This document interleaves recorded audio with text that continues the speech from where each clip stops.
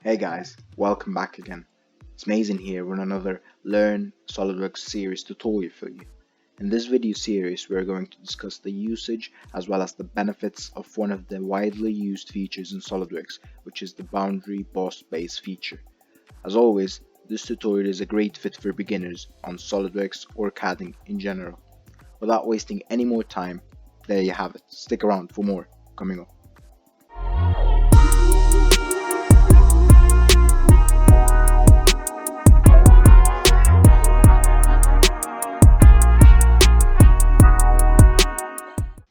Alright guys, so let's begin.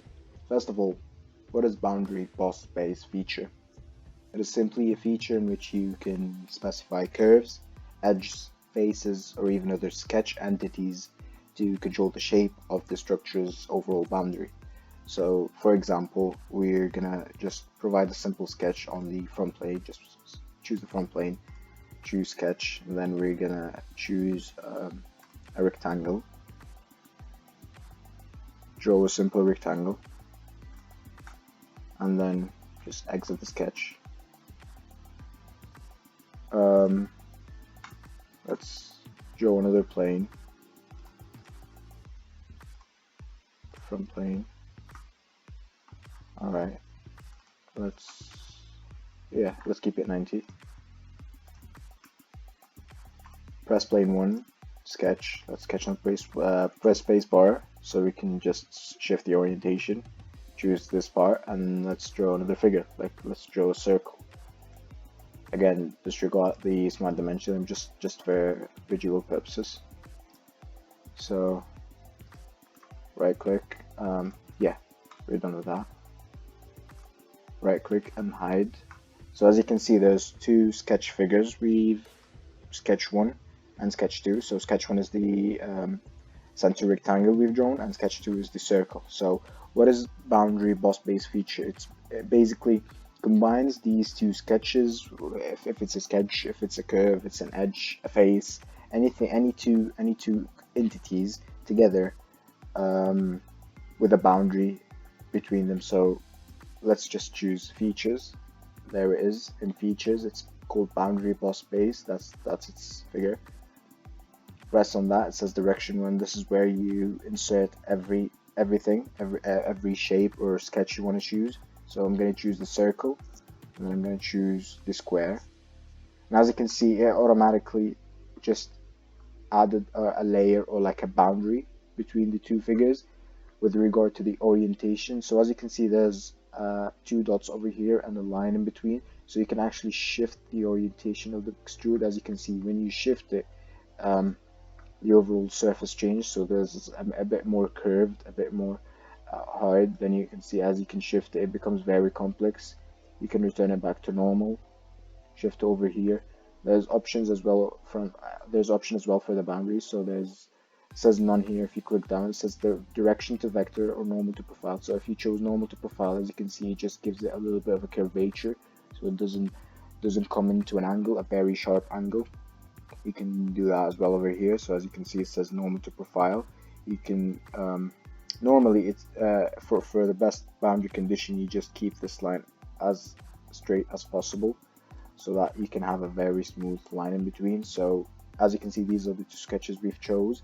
You can choose a degree, you can choose the direction, but for now we can just press OK, and there it is. As you can see, this was once a square sketch and this was once a circle sketch, and we extruded the boundary boss base feature, and we just combined both sketches into one and added a feature. So this feature is very easy if you wanted to do simple shapes while just drawing the structures of it. So in the previous video of designing a screwdriver, I used this boundary boss base feature a lot while designing the handle. So it was basically circles with different diameters, and I just varied the diameters based on the direction of it, and then I just used boundary boss base to actually combine this and just give a simple surface to the boss base feature as well. So this feature can actually work on any sketch, on any figure. You can actually just draw simple lines. So this boundary boss base can actually work on any figure you draw. So you can actually just choose the front plane, for example. Shift space bar, just shift the orientation. All right, and you can just draw any simple figure, like for example a triangle, because there's no like set of triangle over here. So you draw a triangle, and press exit, and then you can just escape, and then you can go for, and then go to features, reference geometry, plane. Then you can go over here and choose, for example, the front plane again with an offset of 90. Yeah, all right. So there's a distance between them so that the boundary can actually exist without any tangling complications.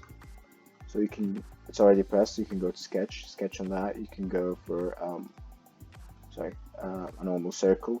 Just go for a circle. Press escape, exit sketch. There you have it. Just let's hide the plane. There you have two different shapes, and you want a boundary between them. So you go features, boundary boss space again. Choose any edges. It will just highlight the whole. It will highlight the whole sketch.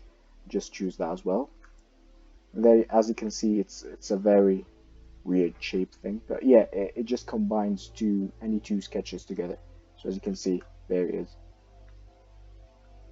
So this is a very useful tool or feature that is widely used in SolidWorks and is implemented when designing very complex models, very complex shapes, and it's a very time-saving method, because all you have to do is just draw simple figures and you just connect them together. So there's actually two features that are pretty similar. So boundaries and lofted do the same thing. They provide boundary to the figure, but boundaries needs sketches, while lofted needs a sketch with a path.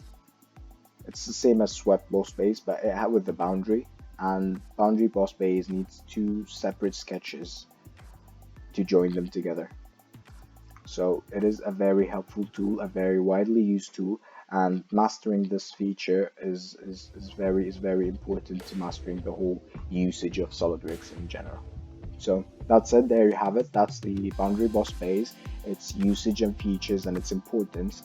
If you like this video, just give it a thumbs up, and subscribe to the channel if you want to see more SolidWorks tutorial, or you want to get informed with any examples or any tutorials examples, and I'll see you next time. Bye.